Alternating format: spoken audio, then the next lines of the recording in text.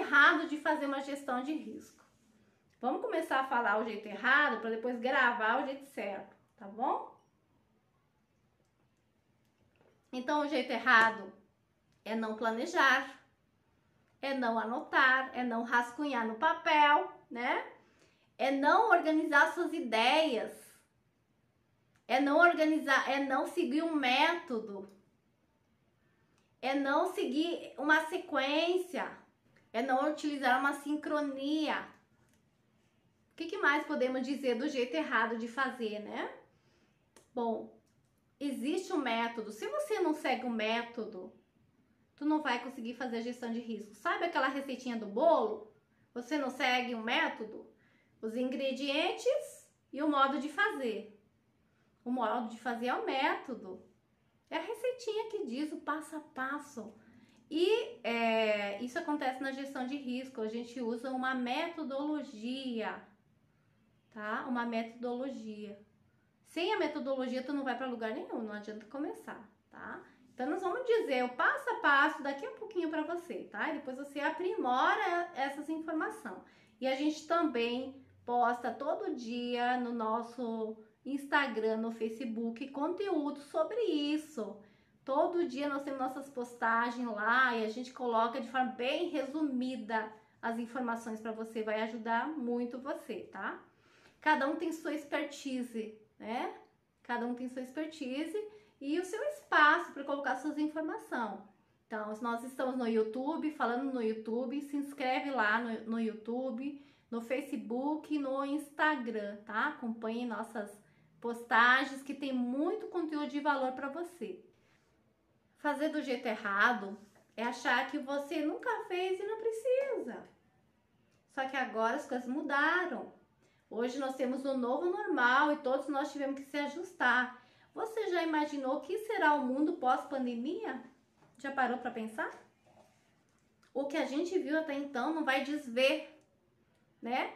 A internet, as redes sociais, o conhecimento se vinculou muito por aqui depois da pandemia. Isso não vai deixar de acontecer. Hoje você vai empreender na internet, gente. Então, olha as oportunidades de negócios, mas é fazer as coisas de forma certa, de forma organizada, seguindo um método, se focando, organizando. Se você não se adaptar, se ajustar ao novo normal, você vai ficar obsoleto. Você vai ficar fora do mercado, esquecido. As outras pessoas vão passar por cima de você. Então, hoje, ó, mentalidade de risco, gente. Mentalidade de risco e se ajustar ao novo normal. O jeito certo de fazer. O jeito certo de fazer é seguindo o fluxo, gente. Seguindo a receita do bolo, o passo a passo. E eu enumerei aqui, ó, 6 passos para se fazer a gestão de risco, tá? 6 passos. Eu vou passar esses passos, depois a gente vai exemplificar rapidinho, tá bom? 6 passos. O primeiro, anote aí, o primeiro passo do fluxo de gestão de risco é definir o contexto, tá? Definir o contexto. Ou seja, o que é definir o contexto? Lembra que lá no início a gente falou, definir o contexto é ver o que está ao nosso redor, né? E a gente vai estudar 2 fatores dentro da definição do contexto. Os fatores internos, né, que dizem respeito a nós, ao nosso produto, aos nossos funcionários, à nossa estrutura, à nossa tecnologia, ao nosso processo, né? E a gente vai, dentro dos fatores internos, a gente vai analisar as nossas forças, o que a gente faz bem, o que a gente faz melhor que o nosso concorrente, aquilo que a gente é bom, e isso a gente vai potencializar, tá? E a gente vai analisar as nossas fraquezas, as nossas limitações, o que a gente não é tão bom em fazer. Definir o contexto, Suzana colocou aqui, isso mesmo. O que a gente não é bom em fazer? Qual a nossa fraqueza? A gente falou de equipe antes. Será que nossa equipe é capacitada? É um ponto forte ou fraco a nossa equipe? Nós temos gente que faz a gestão da empresa. Essa equipe, ela é capacitada ou não? Como é que a nossa parte operacional, as pessoas da operação, são capacitadas? Então, a gente vai analisar toda a nossa equipe. É uma fraqueza ou é uma força? Tudo aquilo que é fraqueza, a gente tem que trabalhar em cima, com ações para gerenciar esse risco. Essas fraquezas são os nossos riscos. A gente tem tecnologia? Não, nem computador eu tenho na minha empresa. Como é que eu vou divulgar minha marca, o meu negócio? É uma fraqueza, gente. Seu produto é físico? Você já pensou em fazer venda online? Será que isso não é uma oportunidade que nós vamos explorar lá na frente? Como é que é a nossa estrutura física, a nossa localização, automação, informatização? Isso são pontos fortes para o nosso negócio ou pontos fracos? Você vai anotando, você vai ticando todos esses itens. Uma listagem de 10, 20 itens, o quanto tu conseguir identificar minuciosamente. Você vai tomar nota de todos eles. E aí você vai identificar se é uma fraqueza ou se é um ponto forte. E todas as fraquezas você vai tratar como risco.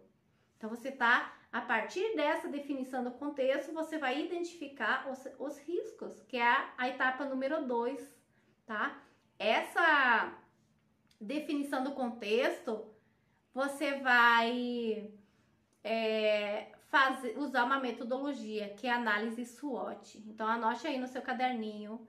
Para fazer a primeira etapa, que é a definição do contexto, você vai utilizar a metodologia SWOT. Existem outras metodologias, mas essa é uma metodologia muito simples e fácil de usar. Análise SWOT é SWOT, que vem do inglês, né? Forças e fraquezas, ameaças e oportunidades. E aí nós vamos identificar todos esses fatores. Então, fatores internos, fraquezas e as nossas forças. Lista lá todos os itens. E aí você vai para os fatores externos. Tudo aquilo fora da sua empresa, né? Fora da tua equipe. O que acontece lá fora e que você não tem poder sobre elas. Você pode eliminar a pandemia, por exemplo? Não pode. Você não tem poder sobre ela, mas você vai se preparar para enfrentar esses riscos. Então, dentro dos fatores externos, nós vamos determinar o que são as ameaças e o que são as oportunidades. Incertezas atrapalham o negócio, por isso entender e fazer uma gestão de risco do jeito certo tem relevância. Excelente conteúdo. Obrigada, Chelsea, obrigada. Cresceu muito, né? Alavancou, aí aproveitou muitas oportunidades, tá? Fator externo. O que são as ameaças? Podemos dizer que a pandemia foi uma ameaça? Sim ou não? Para alguns empreendimentos ela foi uma ameaça e para outros empreendimentos ela foi uma oportunidade, tá?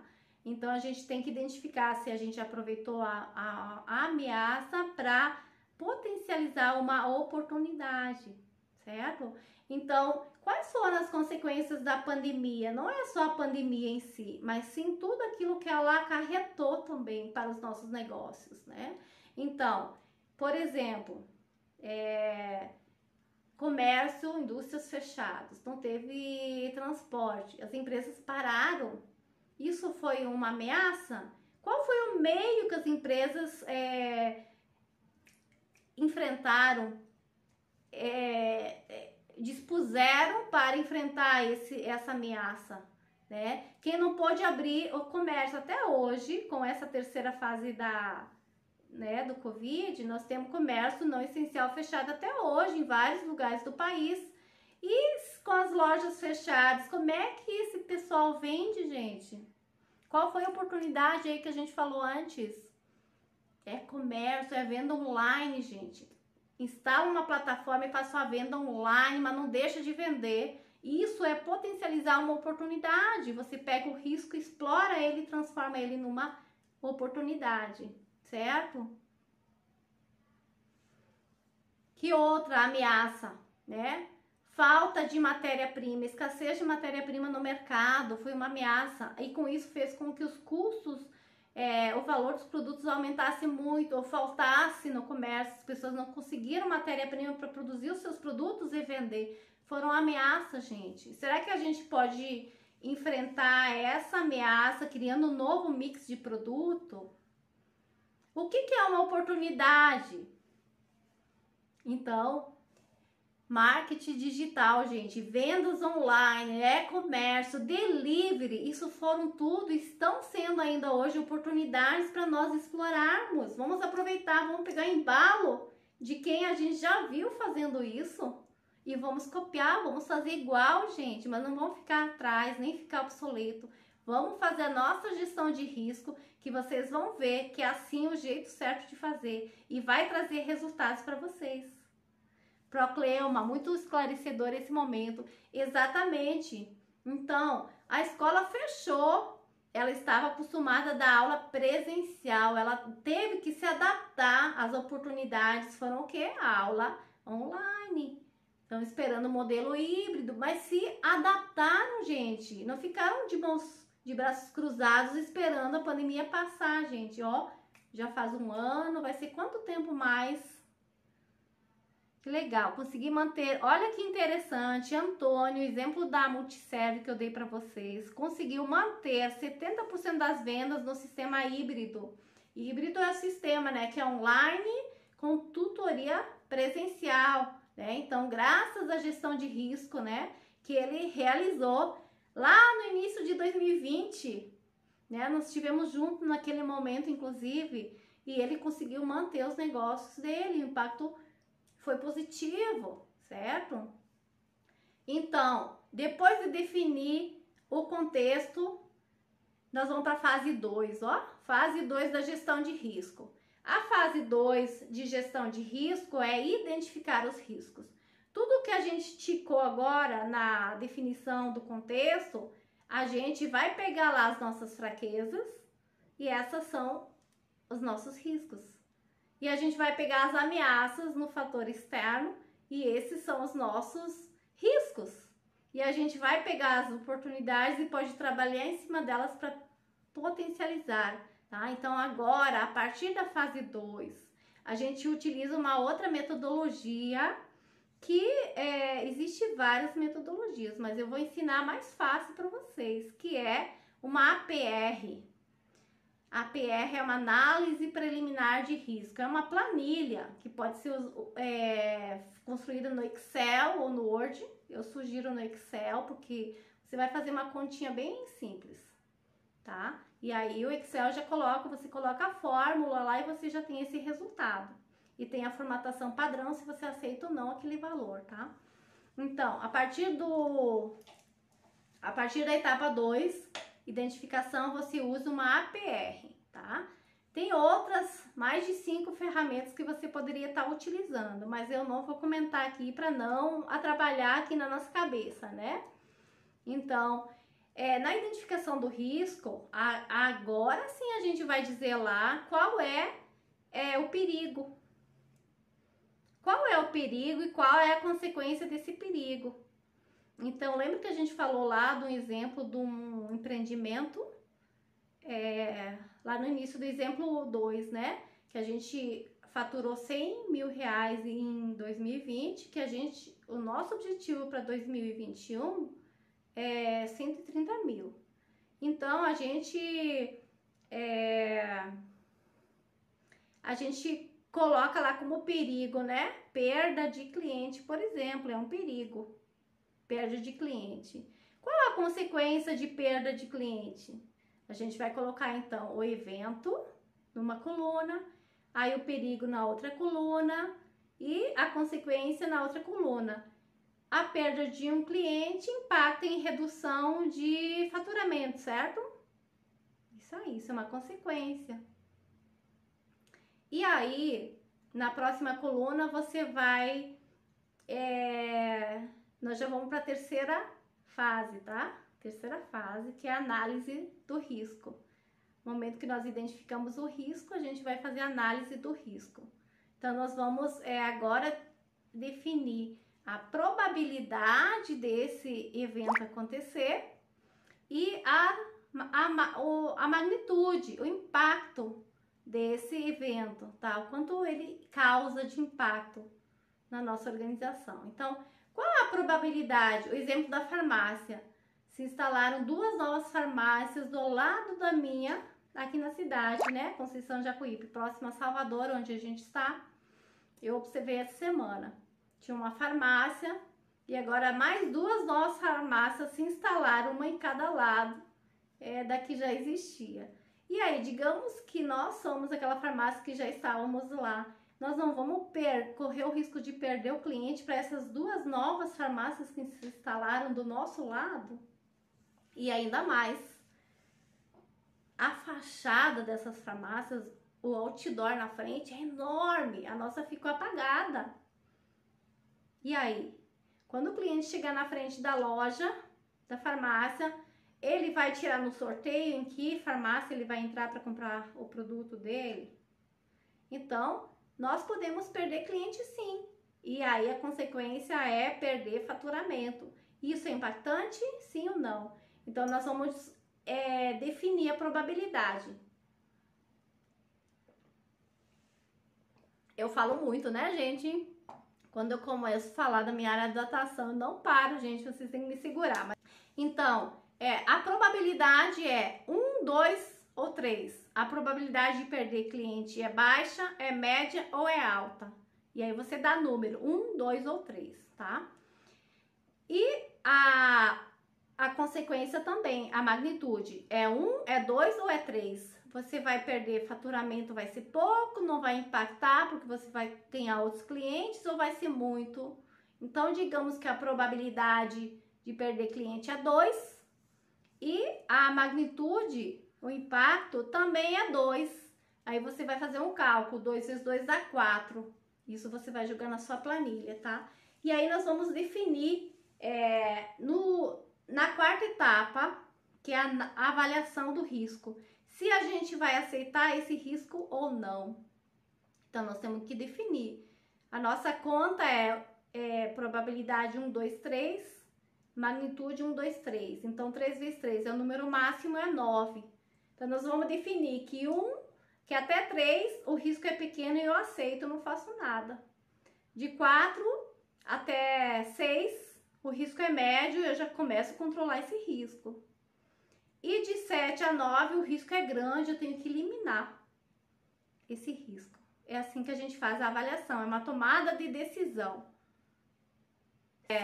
Então, a gente faz uma decisão. Na quarta etapa, né, da avaliação é a decisão, se a gente aceita o risco ou não, tá? Se a gente aceita o risco, a gente não faz nada. Se a gente não aceita o risco, porque ele tem um impacto médio ou alto, a gente trata com ações, ou controla ou elimina os riscos.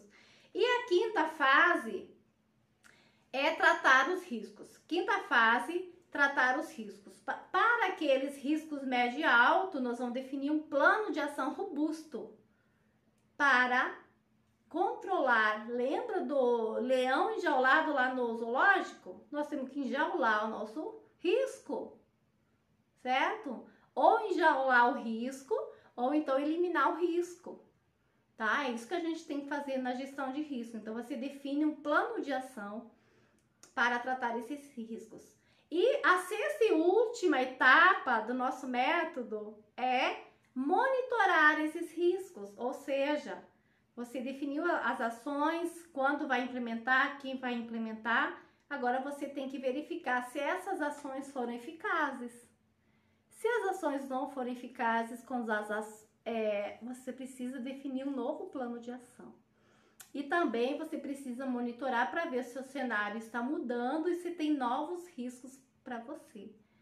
Bom, essa é a forma certa de fazer a gestão de risco, tá?